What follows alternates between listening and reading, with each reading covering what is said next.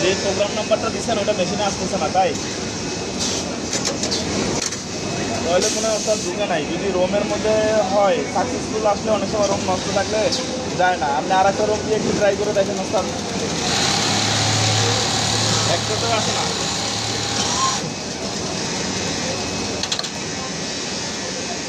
তা ঠিক আছে, না দেওয়ার কারণ কি? আরো এলকের মধ্যে তো গেছিলো না, যেগুলো প্রোগ্রাম সেট করছিলেন ওগুলো এলকেতে গেছিলো না? হ্যাঁ এলকে, হ্যাঁ হ্যাঁ।